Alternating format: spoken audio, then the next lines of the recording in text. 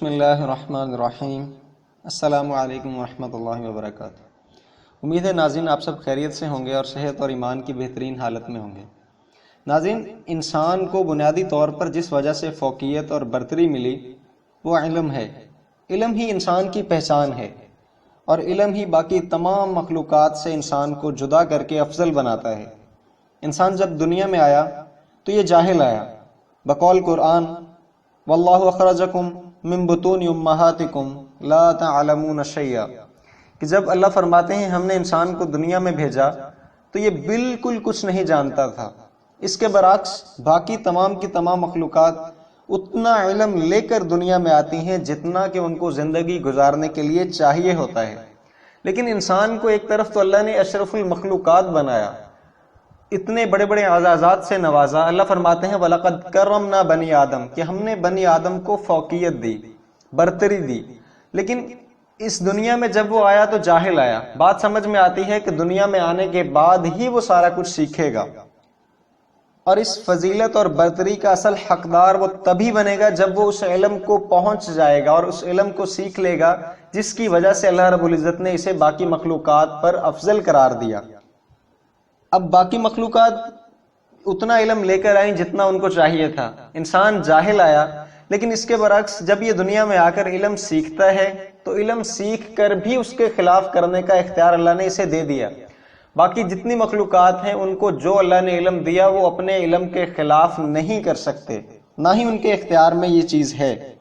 ناظرین، موجودہ دور میں جو چیزیں ہمیں تباہی کی طرف دھکیل رہی ہیں ان میں سے دو چیزوں کا آج میں ذکر کروں گا۔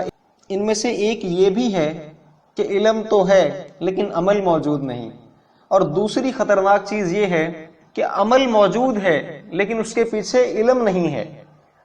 اب یہ دونوں ہی اپنی اپنی جگہ پر بہت خطرناک چیزیں ہیں کہ ایک چیز کا علم ہو لیکن عمل نہ ہو۔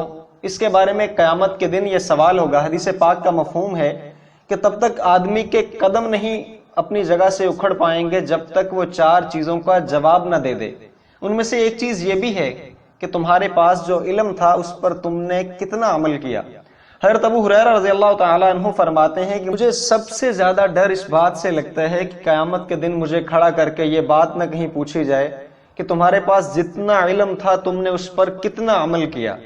ناظرین، آج ہمیں اس بات کی فکر ہی نہیں ہوتی، ہم نت نئی کتابیں، نت نئی چیزیں پڑھنے کے شوق میں لگے رہتے ہیں کہ ہمارے علم میں اضافہ ہوتا چلا جائے، ہمیں ہر چیز کے بارے میں آگاہی اور پتہ ہونا چاہیے، لیکن یہ بات ہم نے کبھی سوچنے کی کوشش ہی نہیں کی کہ ہم جتنا علم حاصل کر رہے ہیں اس پر عمل کرنا بھی کتنا ضروری ہے، اور اس علم کے بارے میں ہم سے قیامت کے دن سوال پوچھا جائے گا۔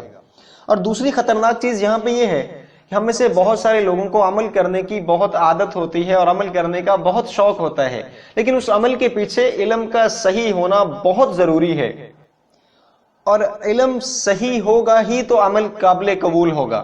ہم ان چیزوں کو سمجھنے کی کوشش کریں، یہ بہت گہرے عنوان ہیں، میں نے چند منٹس میں صرف ان کو طرف اشارہ کرنے کی کوشش کی، یہ بہت وسیع تر عنوان ہے۔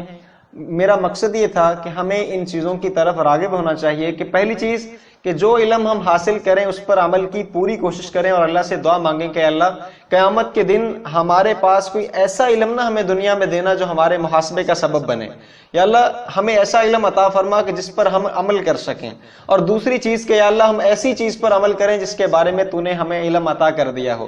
دعا ہے کہ اللہ رب العزت ہمیں بات کو سمجھ کر عمل کی توفیق عطا فرمائے۔ آئندہ ملیں گے انشاءاللہ ایک نئی ویڈیو، ایک نئی عنوان کے ساتھ، تب تک کے لیے السلام علیکم ورحمۃ اللہ وبرکاتہ۔